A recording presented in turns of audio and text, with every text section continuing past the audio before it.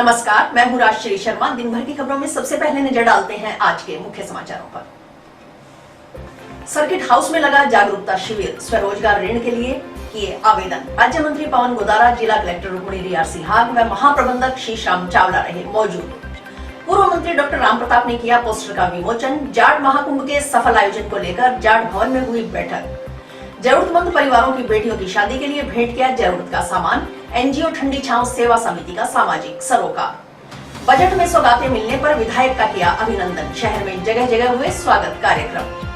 संयुक्त संघर्षों को तेज करने का आह्वान। भारतीय ट्रेड यूनियन केंद्र की बैठक आयोजित। और अब समाचार विस्तार से।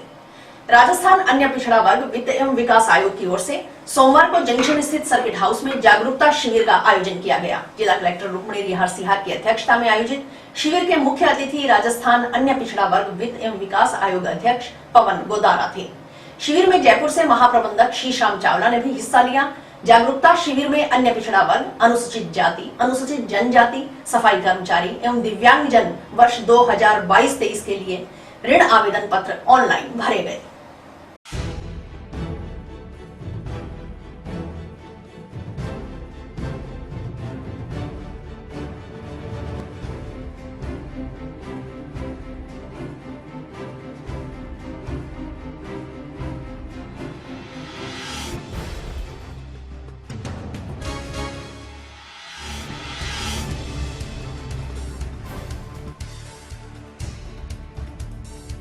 जो दो मुद्दे आपके साथ साझा करना चाहूंगी। एक तो ये कि सरकार ऐसी स्कीम्स क्यों चला रही है, और दूसरा आज का शिविर जो आयोजन हुआ है उसका मेन पर्पस क्या है। तो सबसे पहले तो अगर आप अपना देश देखेंगे तो जो हमारी मीडियम एंड स्मॉल एंटरप्राइजेज है वो 26% जो है ग्रोथ दिख रहा है उसमें, जो आम जो सेक्टर्स है उससे ज्यादा है।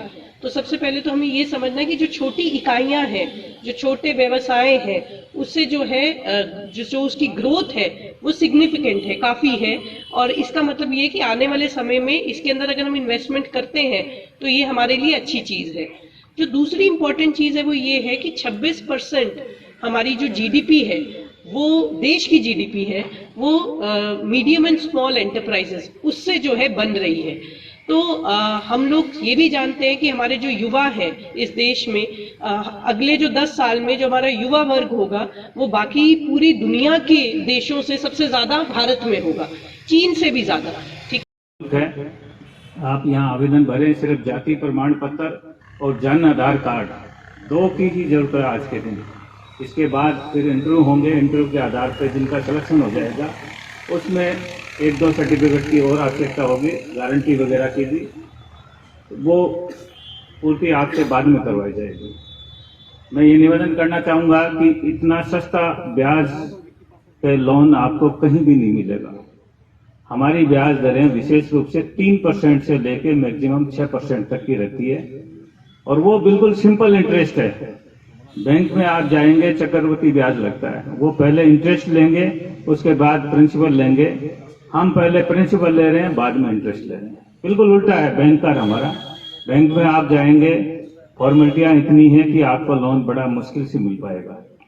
हमारे यहाँ कोई फॉर्मेलिटीज की जरूरत नहीं है। आपका जन आधार कार्ड होना चाहिए, जाति का प्रमाण पत्र होना चाहिए। इसमें लोन के लिए 3 लाख रुपए की आय सीमा निर्धारित है। तो जो भी उनके स्किल ओरिएंटेड ट्रेनिंग जो आरसेटी के माध्यम से या जिला उद्योग केंद्र के द्वारा या जो उनके हस्तशिल्प में जिसमें वो पारंगत रहे हैं, उन्हीं उद्योगों को आगे करने के लिए उसमें शामिल की जाती है। उसी को दृष्टिगत रखते हुए अनुसूचित जाति जनजाति विकास निगम, अनुसूचित जाति विकास निगम उन जातियों को उनके प्रोजेक्ट के आधार पर जो है ऑनलाइन आवेदन आमंत्रित करता है। कि हमारे समाज में जो ओबीसी SC ST हैं, इनके लिए लोन के लिए गवर्नमेंट की योजनाएं हैं और एक फाइनेंस कमीशन है जो लोनिंग करता है।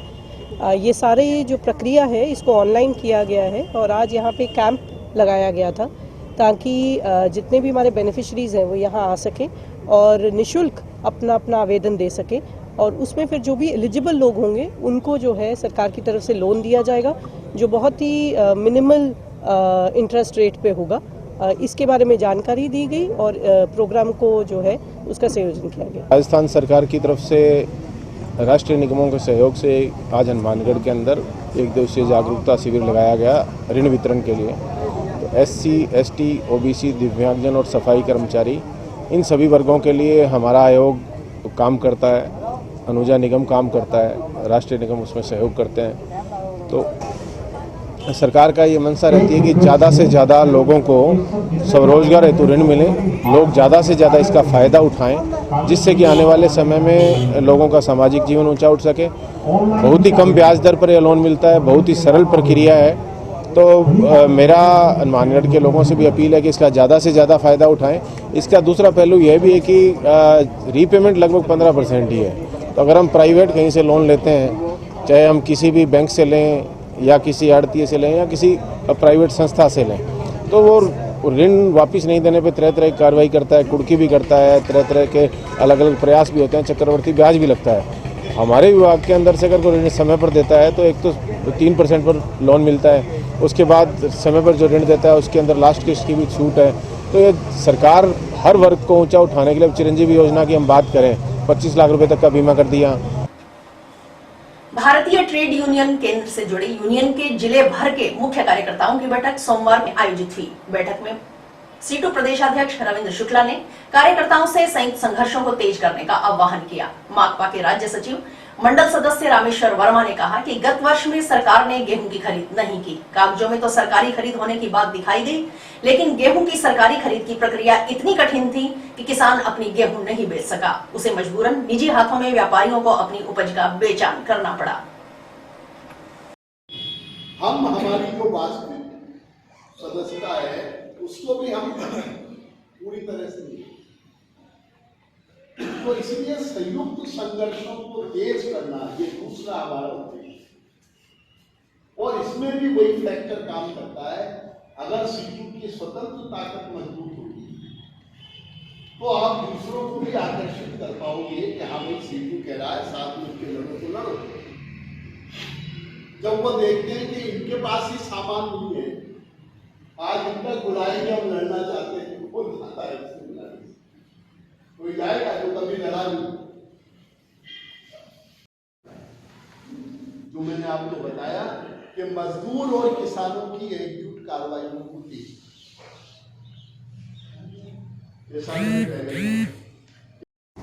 आज देश के सबसे मजबूत और विचारधारात्मक तौर पर मेहनत कश के पक्ष में खड़े centre of India trade union CITU का आज पूरे ज़िले के तमाम यूनियनों के मुख्य कार्यकर्ताओं को बुलाया गया है।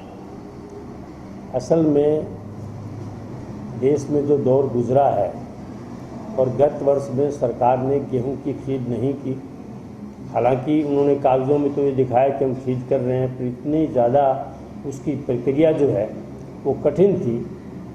पैसे जो हैं वो किसानों के पास लेट पहुंचने थे और अड़ंगेबाजी के कारण खरीद नहीं की। तमाम खरीद जो है निजी व्यापारियों ने की, जिसके कारण गेहूं का, आटे का भाव बहुत बढ़ा, महंगाई बहुत बढ़ी और इसका गरीबों पर विपरीत असर पड़ा और मजदूरों को काम नहीं मिला। इसलिए सीटू आज बैठकर के ये निर्णय किया है कि सस्ती कीमत पे राशन का वितरण किया जाए। जो अभी केंद्र सरकार ने, राज्य सरकार ने ऐलान किया है कि कोविड के दौरान जो उनको 10 किलो अनाज मिलता था उसकी बजाय सिर्फ 5 किलो मिलेगा।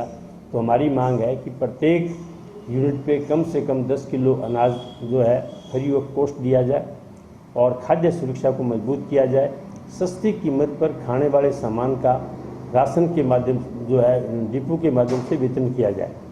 इसके लिए गेहूं की ज़रूरत होगी, तो सरकार न्यूनतम समर्थन मूल्य पर अभी फसलें आ रही हैं, जिसमें अपने इलाके के अंदर गेहूं मुख्य फसल है, इसके साथ साथ सरसों का है, जौ का है, चने का है, उसकी भी खरीद की जाए और इसके लिए सरकार तमाम व्यवस्थाएं करे, जिसमें सबसे बड़ी ज़रूरत होती है बारदाने की, क्योंकि सरकार कहती है बारदाना नहीं है, बारदाना नहीं है। अभी टाइम है, बारदाने को मंगवा लिया जाए।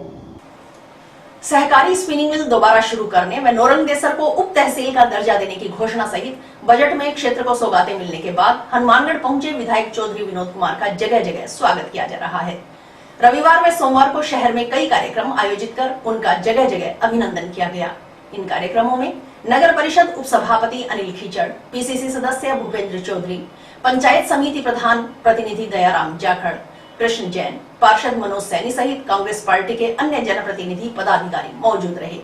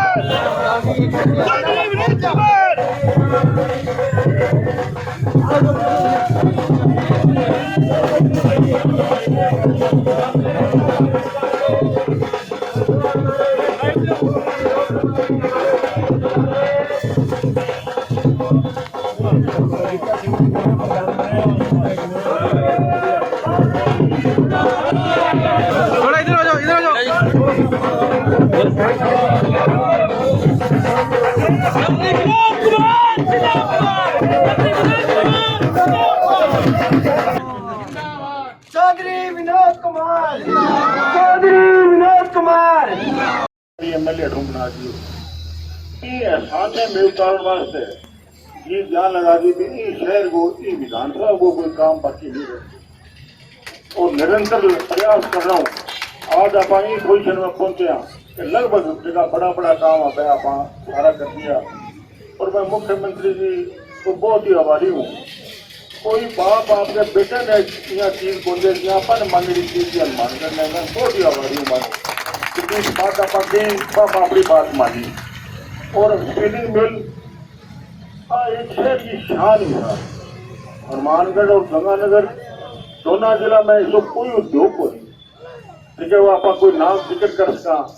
अब स्पिनिंग मिल खुलना सारे वर्ग ने फायदो है, व्यापारी ने फायदो है, अरे मजदूर करेगा सारा आदमी अपा ने फायदो है और समझो कि इस शहर के अंदर एक बहुत बड़ो व्यापारी माल को खरीदार आ गए। मेरे माता समान बुजुर्गों, माताएं, बहनें, तमाम युवा साथी, आज आप लोग यहाँ पे लगभग 4:15 से हम सब लोग चौधरी साहब का इंतजार कर रहे थे। चौधरी साहब हमें कोई दिक्कत नहीं हुई, आप लोगों ने इतना काम किया हमारे लिए, ये 2 घंटे 4 घंटे कोई मायने नहीं रखती। और मैं आप सबको बता देना चाहूँ कि ये जो जितने भी हम लोगों ने काम किए और जो कर रहे हैं वो चौधरी साहब के आशीर्वाद से ही सारे के सारे काम हुए हैं और आगे भी जो करेंगे वो चौधरी साहब के आशीर्वाद से ही करेंगे। चाहे हमारे वार्ड का काम हो, चाहे हमारे शहर का काम हो, चाहे गांव का काम हो। तो आज आप लोग यहाँ आए, आप लोगों ने इतनी भारी संख्या में मेरा मान रखा, चौधरी साहब का मान रखा। चौधरी विनोद कुमार जी राजस्थान के बजट के बाद पहली बार हनुमानगढ़ आए।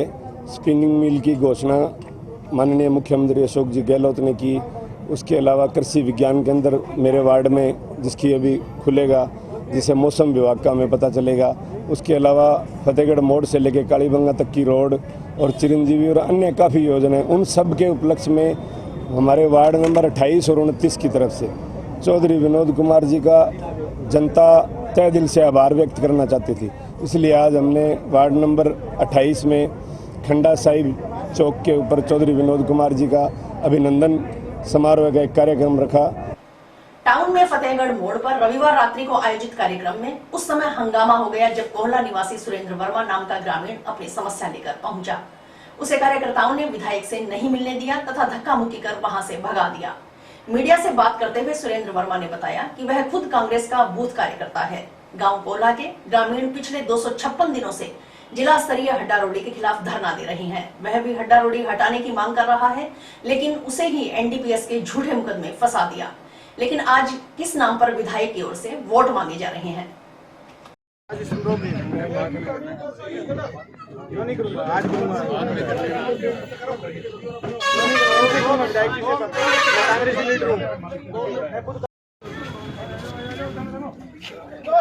दिनों से बैठे हैं कोला हड्डा रोडी के मसले में। वो कोला करिया किया आपने सरकारी आपकी 256 दिनों से बैठे हैं हम। आओ आप हमें आश्वासन दो, यहाँ उस हड्डा रोडी को उठाओ। मसले मत बताओ। हम क्या बताएं? यहाँ पर कैसे डाल दिया आपने? दो नीतियाँ सरकार बना रही है, वो बीजेपी सरकार भी बनाती है और कांग्रेस सरकार भी बनाती है। आप क्या गिनाते हो? हमने ये किया, बीजेपी अपनी गिनती है, कांग्रेस अपनी गिनती है। कोई काम नहीं करते। ये जो काम किए विकास का माहौल गणेश राज बंसल ने किए, अनिल खिचड़ ने किए, हनुमानगढ़ और जंक्शन के मामले में विनोद कुमार विधायक ने कोई काम नहीं किया। मैं खुलेआम कहता हूँ, मेरा नाम सुरेंद्र कुमार वर्मा है। अड्डा रोड के मामले में मैं 256 दिनों से लगातार बैठा हुआ हूँ। इन लोगों ने झूठे मुकदमे दर्ज करवाए हमारे खिलाफ, एक भी काम नहीं करवाया, एक भी काम नहीं। भाई जी मेरी बात सुनो।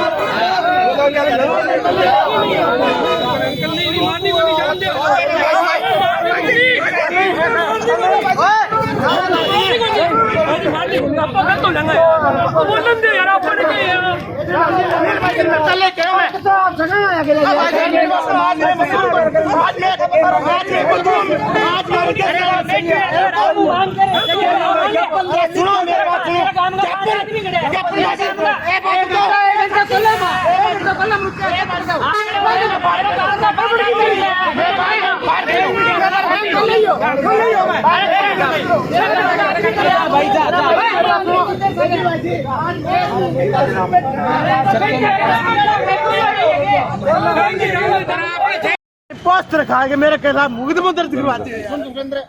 बताओ, मैं एक अड्डा रोड का मामला, मेरे काम की 10,000 की आबादी है, बात मरण लाग रही है। बिंगो मामले उठाने खातर आ लोग मेरे खिलाफ 10 साल की उम्र कैद है।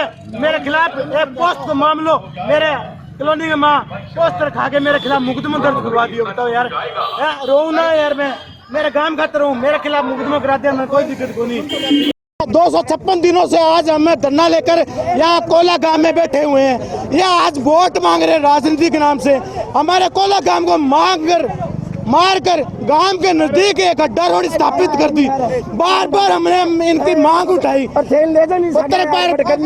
पत्रकार बंधुओं को पता होते हुए, सबको पता होते, आज ये वोट की लेवना करते हैं, गांव में जाकर वोट मांग रहे। किस बात के वोट मांग रहे भैया? हमने इनको बार बार इनको ज्ञापन दिया। अरे मैं सर बाहर था, उस तरह रथ लगाऊंगा कांग्रेस के खिलाफ। मैं खुद कांग्रेस से लीडर हूँ। मेरे खुद के खिलाफ 4 मुकदमे दर्ज करवा रखे। नहीं की, मेरे खुद के खिलाफ 4 मुकदमे दर्ज करवा रखे। ग्रामीण आया था कोला का, अड्डा रोड की समस्या रखने, उसको रखने नहीं दिया गया, क्या कारण था? नहीं, उसके बारे में मुझे पता नहीं है, क्योंकि प्रोग्राम खत्म होने के बाद मैं चौधरी विनोद कुमार जी को रवाना करने के लिए निकल गया। देखिए, वो मेरे सामने की कोई बात नहीं है, और यदि कोई व्यक्ति अपनी बात रखना चाहता है तो रखने देनी चाहिए। क्षेत्र के मधुमक्खी पालकों ने राज्य सरकार से शहद की सरकारी खरीद शुरू करने की मांग की है। सोमवार को राष्ट्रीय मधुमक्खी पालक संघर्ष समिति के बैनर तले क्षेत्र के मधुमक्खी पालक जिला कलेक्ट्रेट में एकत्रित हुए और जिला कलेक्टर को मुख्यमंत्री के नाम ज्ञापन सौंप समर्थन मूल्य निर्धारित करने के साथ शहद को मिड डे मील में शामिल करने सहित अन्य मांगे की। शहद पे मिलावट चोरी, शहद पे एमएसपी रेट दो, लागत मूल्य का 1.5 गुना रेट दो।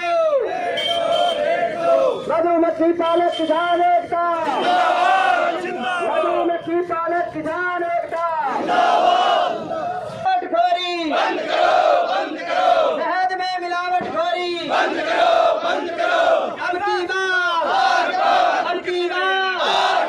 शहद तैयार करता है और उसको ट्रेडर को बेचता है, ट्रेडर के बाद वो एक्सपोर्टर को जाता है।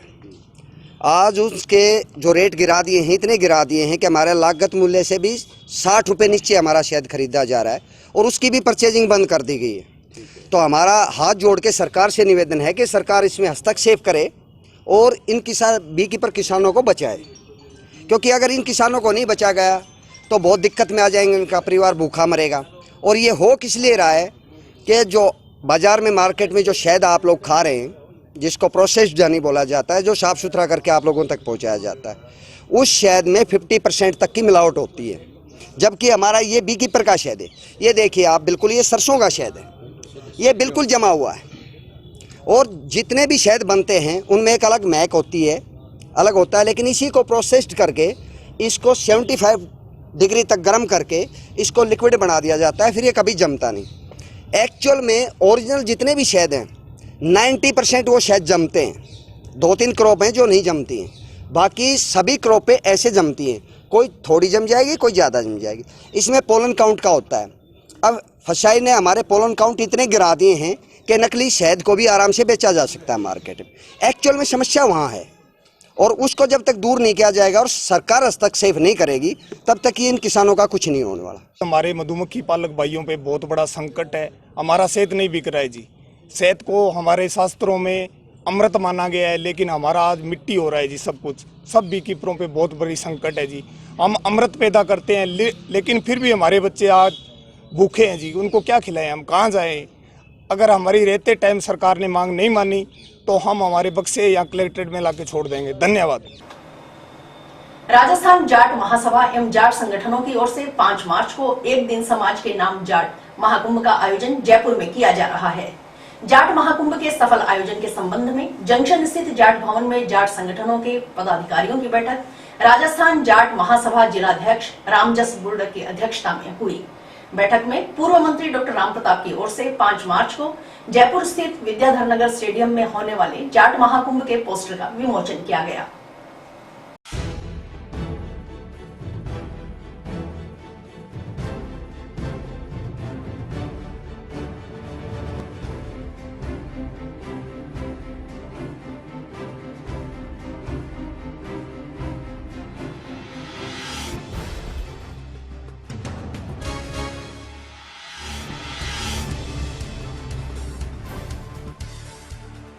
राजस्थान के सभी जाट समुदाय के जितने भी ग्रुप बने हुए हैं, जितने भी संस्थान बने हुए हैं, जितने भी संगठन बने हुए हैं, सभी ने यह तय किया था पिछले 6 महीने पहले भी राजस्थान के अंदर ओबीसी के अंदर जो विसंगतियां उनको दूर करने के लिए और राजनीति में जाट को स्थापित करने के लिए, जाट मुख्यमंत्री बनाने के लिए एक महाकुंभ की बहुत ज़्यादा जरूरत थी। उसी के तय प्रोग्राम अनुसार 5 मार्च को राजस्थान के हर घर से एक जाट वीर और एक महिला उस महाकुंभ में भाग लेने जा रहे हैं। 5 मार्च को जयपुर के विद्याधर स्टेडियम में ये जो महाकुंभ हो रहा है, इससे तीनों पार्टियों में एक भय का माहौल है। और हम निश्चित रूप से ये कहना चाहेंगे कि जाट कौम सदैव एक थी, 36 कौम को साथ लेकर चलने वाली थी और आज भी जाट कौम एक है। 5 मार्च का जो महाकुंभ है वो वाकई पूरे भारत स्तर पर एक इतिहास कायम करेगा और हमें गर्व है कि हम इस महाकुंभ का हिस्सा बनने जा रहे हैं। अपना नाम क्या? रामजस बुर्डक, जिला अध्यक्ष राजस्थान जाट महासभा हनुमानगढ़। आज क्या प्रोग्राम हुआ? आज हनुमानगढ़ जैसा कि जाट महाकुंभ के सफल आयोजन के लिए तहसील स्तर पर मीटिंगें चल रही है, इसी क्रम में आज 10 बजे मीटिंग हनुमानगढ़ के जाट भवन में थी, 1 बजे नौर में है और 4 बजे पल्लू में है। उसी क्रम में हमने बैठक की। बैठक के बाद सभी लोगों ने यह तय किया कि 25 तारीख को, आगामी 25 फरवरी को इसी जाट भवन में हर पंचायत से 5-5 लोगों को बुलाकर एक बैठक का आयोजन किया जाएगा ताकि जाट महाकुंभ सफल हो सके।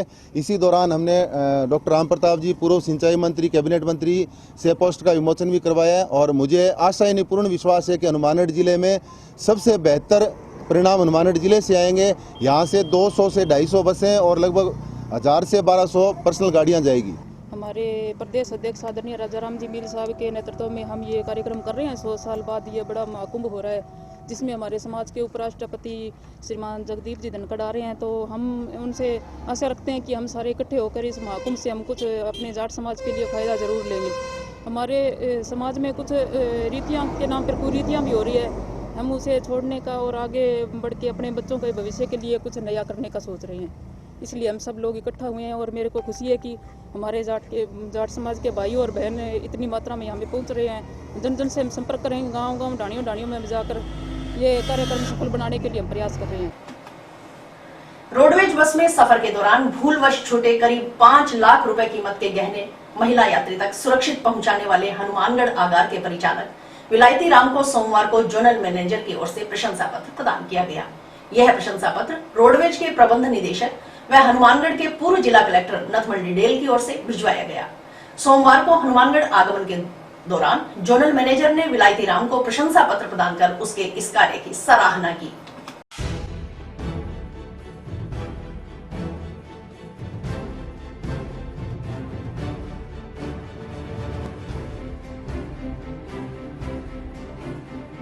उनतीस तारीख को बस में जो गहने थे जी 5 लाख के, वो लावारिस हालात में मिले थे। वो महिला यात्री के थे जी। वो गहने हमने सुरक्षित रखे जी और वो गहने हमने वापस दे दिए जी। इसके द्वारा हमें हमारे एमडी साहब ने हमें प्रशंसा पत्र भेजा है जी। तो मैं एमडी साहब का तहे दिल से शुक्रगुजार हूँ जो मेरे इस कार्य के लिए मुझे सम्मानित किया और हमारे जेडएम द्वारा मुझे ये प्रमाण पत्र दिया गया जी। सबको जय मसीह जी। हमारे जोनल मैनेजर साहब जो आज हनुमानगढ़ आए हुए हैं, उनके द्वारा विलायती राम जी का सम्मान किया गया और उनको वो प्रशंसा पत्र है जो वो दिया गया है। तो हम एमडी साहब का बहुत बहुत धन्यवाद करते हैं जो अपने कर्मचारियों का इतना ध्यान रखते हैं कि वास्तव में मेरे कर्मचारी हैं जो एक अपने निष्ठापूर्वक अपने कार्य का निर्वहन कर रहे हैं। और अभी वक्त है ब्रेक का।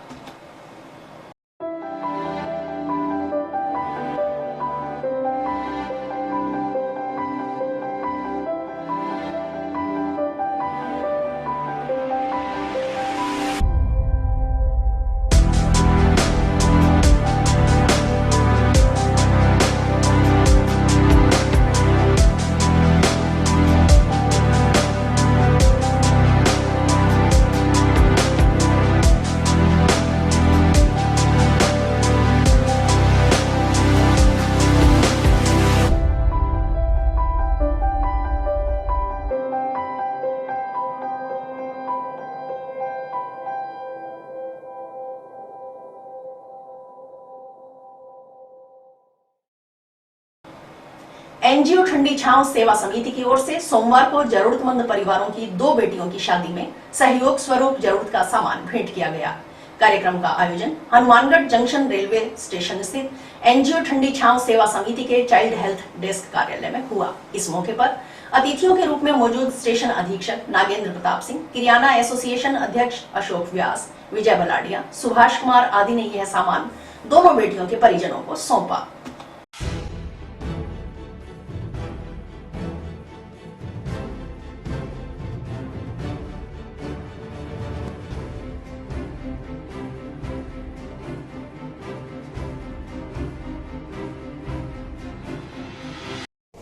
आज स्टेशन के ऊपर ठंडी छांव सेवा समिति द्वारा गरीब परिवार की कन्याओं को सहयोग स्वरूप कुछ सामान भेंट किया गया।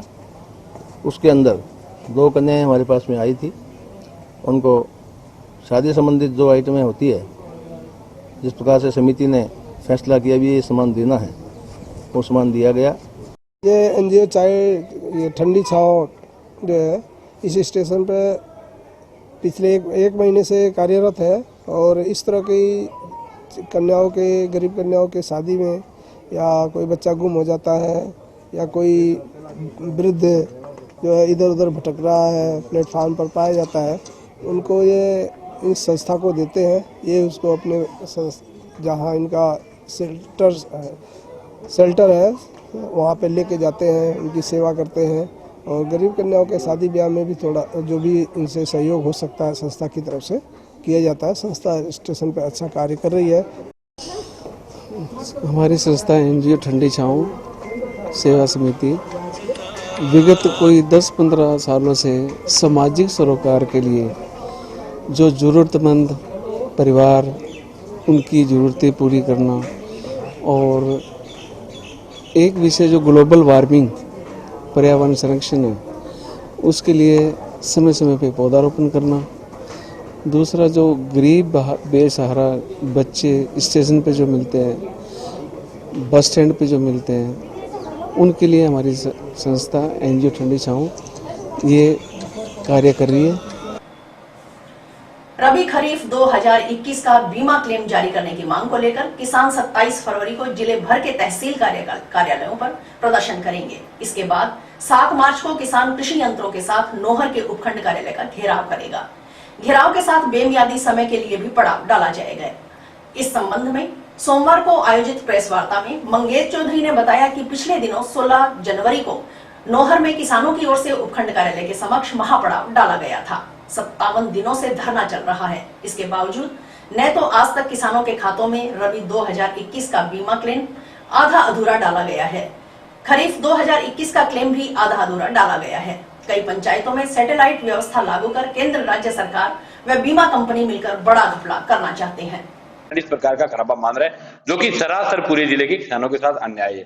पूरे जिले के अंदर सरसों जो है वो 80% से ज्यादा सिर्फ न केवल नौर बादरा में बल्कि पीलीबंगा में भी, टीपी में भी, संगरिया में भी, हनुमानगढ़ में पूरे जिले में सरसों जो है बिल्कुल खत्म हो गई। चने की फसल बर्बाद हो गई और भी जो बाकी फसलें हैं उसमें भी लगातार नुकसान हुआ है पाड़ा पड़ने के कारण। और पाड़े के बाद जो इस समय जो बारिश होती है, बारिश नहीं होने के कारण पूरे जिले की फसलें बर्बाद हुई। लेकिन जिले का प्रशासन अभी तक इस मामले में टस का मस नहीं है। कोई इनके पास सार्वजनिक रिपोर्ट नहीं है।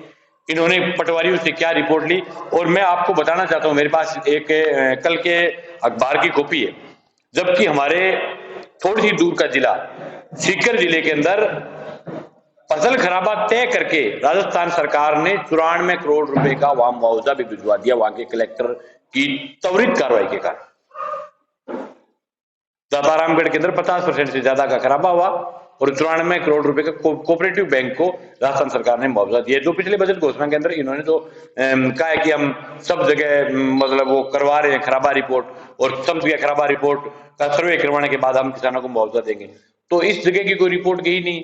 उसके बाद दूसरी बात ये कि फसल बीमा क्लेम को लेकर के अभी तक ये पूरे जिले को ये बता नहीं पाए कि कितना क्लेम बना, कितना आया, कितना नहीं आया, कहाँ गबन है, किसने खाया, क्या प्रॉब्लम। हम ये प्रेस कॉन्फ्रेंस इस बात को लेकर के कर रहे हैं कि 2021 सावणी के अंदर जिले का क्लेम बनना चाहिए था 700 करोड़ रुपए। इन्होंने अब तक दिए 266 करोड़ रुपए की एक किस्त दी है और 63 करोड़ रुपए की एक किस्त दी है। और बीमा कंपनी अब लास्ट कलेक्टर की मीटिंग में ये कह करके चली गई कि हमारे सिर्फ 11 करोड़ रुपए बाकी है, बाकी हमारा कोई बकाया नहीं 2021। जबकि हालात ये है कि नौर तहसील अकेले के अंदर 12 पटवार मंडलों के अंदर इन्होंने सैटेलाइट लागू किया है। ये बात न तो कलेक्टर बता रहा है न बीमा कंपनी बता रही है। कोई सब लोग इस बात को छुप करके हमें आंकड़े मांगने के लिए उस कड़कड़ाती जनवरी की सर्दी के अंदर रात को रहना पड़ा, तब जाकर के कलेक्टर ने यह कहा कि हम आंकड़े देंगे। 21 के आंकड़े दिए हमने, 20 से लेकर के 22 तक के आंकड़े मांगे, ओनली 21 तक के आंकड़े दिए। वो आंकड़े जो आए हैं वो आंकड़े मिलाने के बाद इस बात का पता चला कि कम से कम 16 ऐसे पटवार मंडल है। ये तो 12 खुद स्वीकार कर रहे हैं, लेकिन हम ये कह रहे हैं 16 ऐसे पटवार मंडल है जिनके अंदर सैटेलाइट से क्लेम आए। सैटेलाइट से क्लेम का मतलब कि जहां 10,000 रुपए क्लेम आना चाहिए था वह 4,000 रुपया। राजस्थान शिक्षक संघ प्रगतिशील की ओर से संभाग स्तरीय चेतना शिविर का आयोजन जंक्शन के राजकीय बालिका उच्च माध्यमिक विद्यालय में प्रदेशाध्यक्ष बेगराज खोत की अध्यक्षता में किया गया। शिविर का उद्घाटन प्रदेश के पूर्व मुख्य महामंत्री अभिमन्यु सिंह ने किया। अध्यक्षीय उद्बोधन में प्रदेशाध्यक्ष बेगराज खोत ने कहा कि चेतना शिविर की आवश्यकता इसलिए महसूस की गई क्योंकि हमारी नई पीढ़ी संगठनिक गतिविधियों से दूर भाग रही है। हमें लोकतांत्रिक मूल्यों को जागृत करना है। हमें निजीकरण के दौर में संगठन की मजबूती पर जोर देना चाहिए। हमें अन्याय का मुकाबला संघर्ष की राह पर चलकर एकता के माध्यम से करना चाहिए।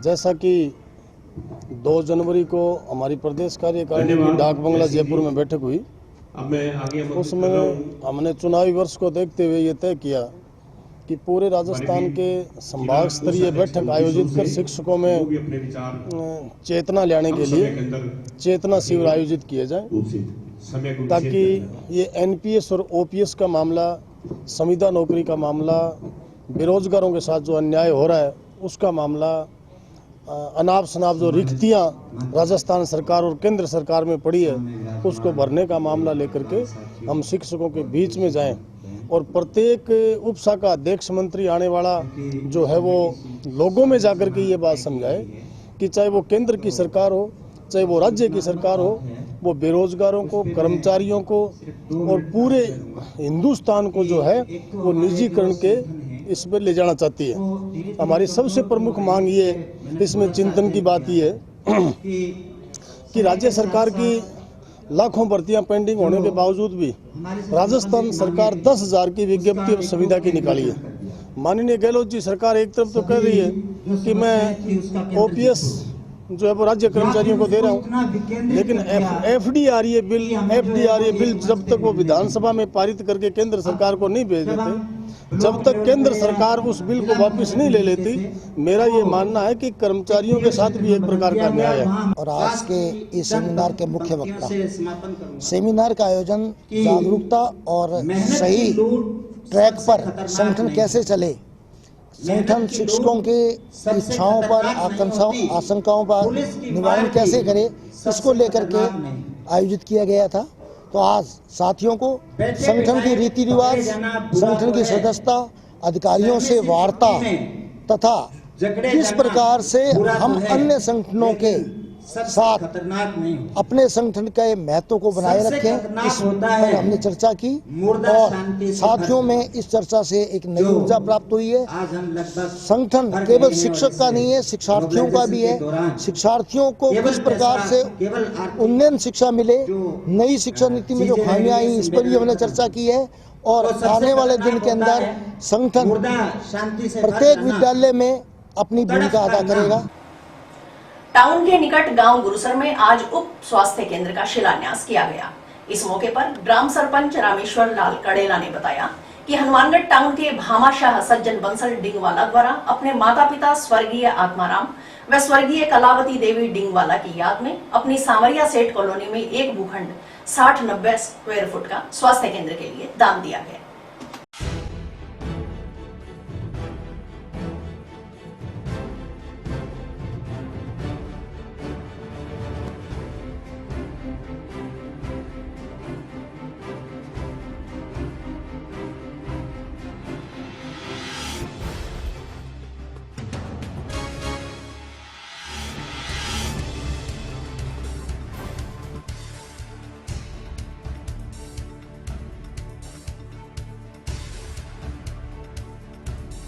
आज ग्राम पंचायत गुरुसर के अंदर मेरी ज़मीन पड़ती थी। सरपंच साहब और गांव वालों की कहने से भाई आप हॉस्पिटल के लिए दान दो, तो मैंने 60/90 की इस मेरी सांवरिया सेठ कॉलोनी है बिल्कुल ही जीपते, उसके अंदर मैंने स्वास्थ्य केंद्र के लिए यह भूमि 60/90 की हॉस्पिटल को मैंने भेंट करी है। और मैं तो यही चाहता हूं कि ईश्वर ने मेरे पर अपार कृपा करी है तो मैंने ये कोई भूदान दिया है। और मैं गांव वालों को भी यही कहना चाहता हूं कि आप लोगों ने मेरे से ये जगह मांग के मेरे को खूब प्रेरित किया है। आप लोगों का भी बहुत बहुत धन्यवाद। ग्राम पंचायत गुरुसर में उप स्वास्थ्य केंद्र के लिए सेठ सज्जन कुमार जी बंसल ने अपने माता और पिताजी के नाम से 60x90 की जगह डोनेट करी है, दान करी है, भेंट करी है। पूरे गांव के मुखिया, सारे मेरे गांव के बुजुर्ग, माताएं, बहनें, सेठ जी पूरे परिवार के साथ हैं, हम भी अपने परिवार के साथ हैं। पूरे गांव के अंदर पूरी पंचायत में बड़ी खुशी की लहर है कि एक दानदाता भामाशाह जिन्होंने इस गांव पे इतना बड़ा उपकार किया है कि एक उप स्वास्थ्य केंद्र के लिए जगह डोनेट करी है ताकि वहाँ पे गरीब आदमी, अमीर आदमी अपने पास की पास आके इलाज कराए, दूर ना भागना पड़े उसको। इसके लिए सेठ का, हम बंसल कुमार जी का, सज्जन कुमार जी का, इसके परिवार का, इनकी फैमिली का, पूरी पंचायत की तरफ से, पूरे गांव की तरफ से मैं तहे दिल से बहुत ही बहुत धन्यवाद देता हूँ। जय हिंद, जय भारत। नवनियुक्त जिला पुलिस अधीक्षक सुधीर चौधरी ने यहां नोहर पुलिस थाने का निरीक्षण किया। इस दौरान उन्होंने थाना क्षेत्र में अपराध की स्थिति तथा उसके निस्तारण को लेकर अधिकारियों को आवश्यक दिशा निर्देश दिए। एसपी सुधीर चौधरी ने additional SP Suresh Jangid, DYSP रघुवीर सिंह भाटी, डीएसटी टीम प्रभारी संतोष ढाका सहित पुलिस थाना स्टाफ से अलग अलग चर्चा की।